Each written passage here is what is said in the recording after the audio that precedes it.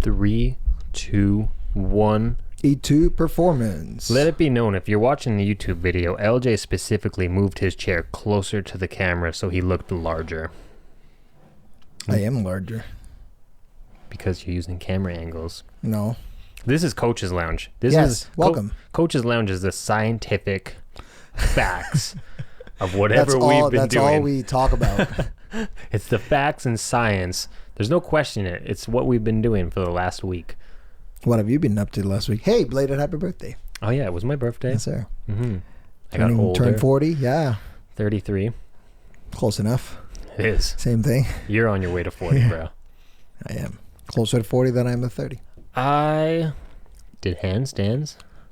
Surprise, For your birthday? I did work out on my birthday. I worked on my birthday. Birthday was just another day. When you get old, it starts to just turn into another day. I get you. Every day's a work day. And I had my birthday presents from the wife early. So the birthday was then the handstand canes. Oh, yeah, that's right.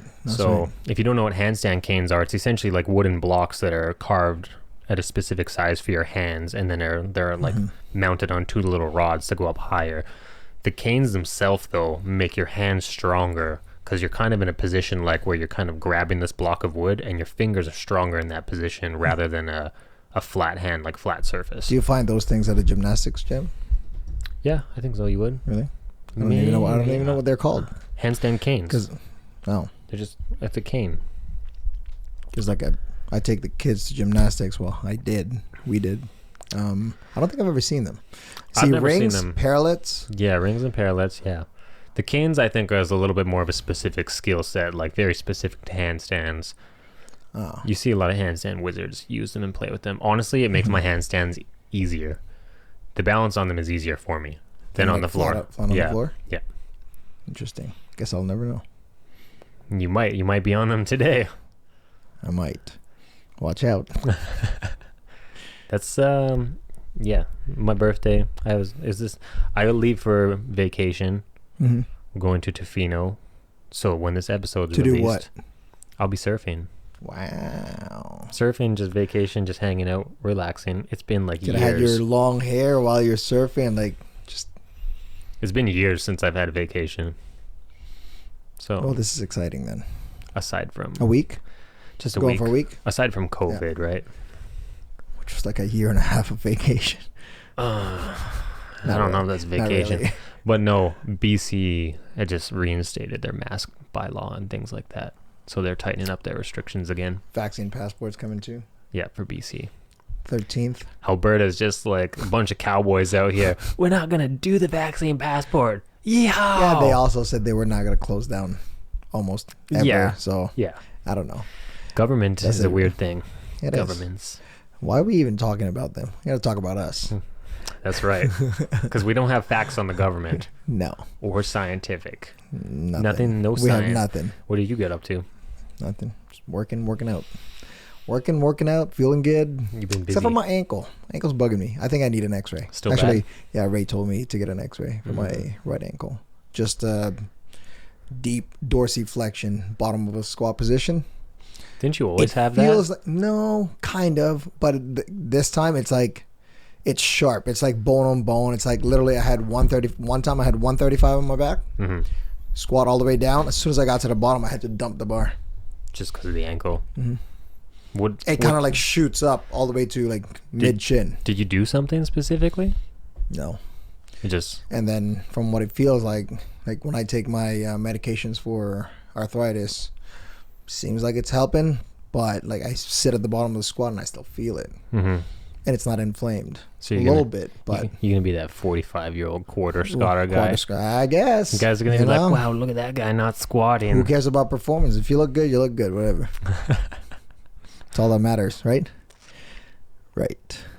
So you got no vacation plans this year? No. Just chilling? I normally don't, unless like just Christmas time normally. Yeah. 1 week, 2 weeks. Yeah, I'll probably take another week on Christmas. And then again, as a coach trainer, normally like your long weekends, you can take that off whenever you want. You know, Right. Extra Friday here, extra Friday there. Bro, we're losing summer. It's slipping through our fingers. It was 7 degrees when it was out yesterday morning. Yeah. Diane and I, we walked outside this morning and take the puppers for his little bathroom walk. And she's like, this reminds me of going back to school. And I'm like, oh, the kids are going back to school next week. Some kids are already there. Really? Yeah. Oh, that's sad. Yeah. Poor kids. Yeah. Summer. I'm sorry, guys. Yeah. I'm sorry. But it's quick. Like, I was driving home last night, and like whenever I leave work, I call AJ while I'm driving. I call her first before I call you, because I'm like, I'm not sure if he's gonna answer. Anyways, so I call her first, and I'm like, I left work. And I was like, it's 8:00. Sun's pretty much down. I'm like, Yeah. it's quick. It's getting there. When you were in elementary, you were in the Philippines. Yeah. So it was always hot. Yeah. See, I have these memories that you don't have. You have memories I don't have, obviously, but of this weather specifically, I had to walk to school, like elementary and junior high, and walking to school, like in this cooler weather, was kind of like such a drag. This, and then specific memories of the Chinooks, because you know we get those Chinooks where it kind of like swoops in and melts everything. Walking home in a Chinook was like a godsend. Like, oh my God, this feels so good. I'm not dying. Yeah.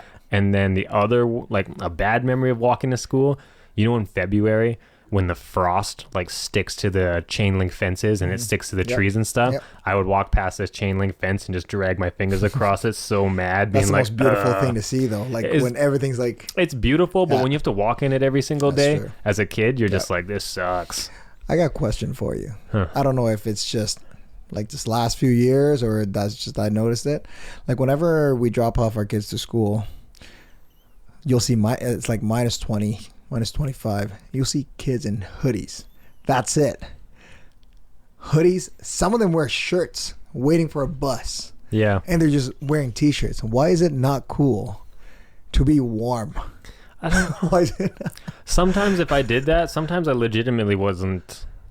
Like when you're sitting out there and the sun's beating down on you, sometimes it just feels. Not on a minus 20, minus 25. If it's dry. Ooh, I don't know, man. Minus 20, dry, and you just got out of a classroom that was like I'm cooking. still not used to it after 11 years of being here. Yeah, but I can see it to a degree. But then you can see them too, like they're shrugged up, like their shoulders are all the way up to their ears, and you know they're cold.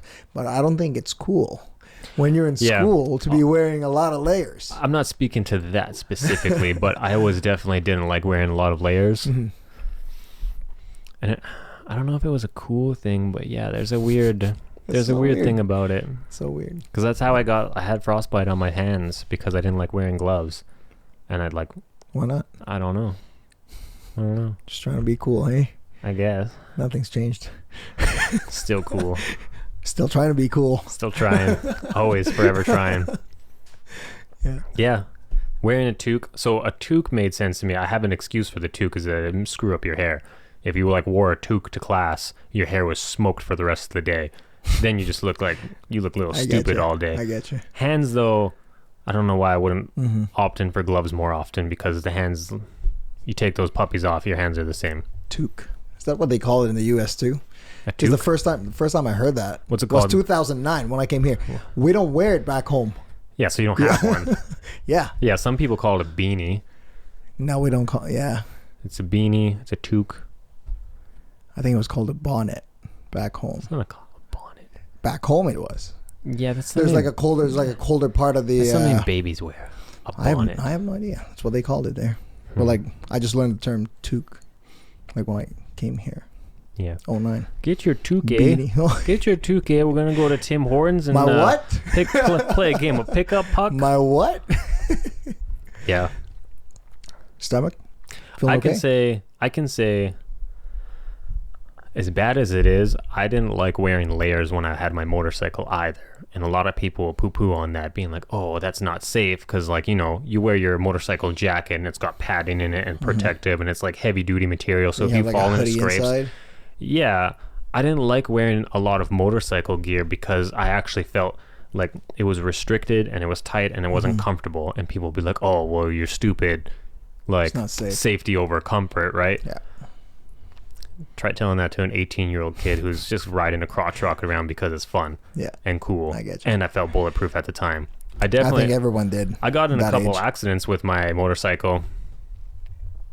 And the accidents I got into, Like what kind of accidents? I rear-ended a vehicle doing about 60. How'd you manage to do that? So I was on 16th Ave, which is a road that has a lot of lights up by North Hill Mall. Sure. And I wasn't speeding real hard. Like I said, I was doing about 60. Okay. And I was like, although it was a little bit more heavy traffic and I was bobbing and weaving, just kind of like floating around, a motorcycle. And I remember I was like shoulder checking, and the car in front of me hit their brakes pretty hard for a yellow. And I was actually trying to get around this car because I felt they were going slow. So I was like shoulder checking, looked in front. They would like hit their brakes hard for the yellow. And I was like, damn, I tried to swerve out of the way and I clipped their tail and I launched over their car. Oh, wow. See, when you do that though, that's actually probably a better accident because I didn't slide and burn anything because I launched over my bike over their car and basically went splat on the cement. That's just impact. Boom. Yeah. Versus if you dump your bike and you slide and you're sliding, that's when you're going to tear all your skin off. Side legs, glutes. Yeah. So I've never slid off my bike where it slid very far. I did that. I think I've jumped off it before into grass though. Yeah. But I've never. So what I did, I think I got into an accident with my jacket on and like the shoulder, like all the material was scraped off and you could tell I was like riding on the plastic. The plastic was scraped. But yeah, thankfully I never got in a serious accident where I tore my skin off. But the aspect of being cool and wintertime motorcycle, kind of same thing. For those who are listening, by the way, yellow means go faster, not stop. Don't do that. Stomachs have its good days, its bad days. Cool. Weird though.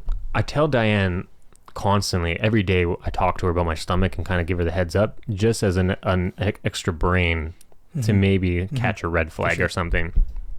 I had the cleanest food 2 days in a row because I was just crushing meal prep. Chicken, rice, it was a barbecue chicken, a salad, just chicken, rice, and salad for lunch, chicken, salad, rice for dinner.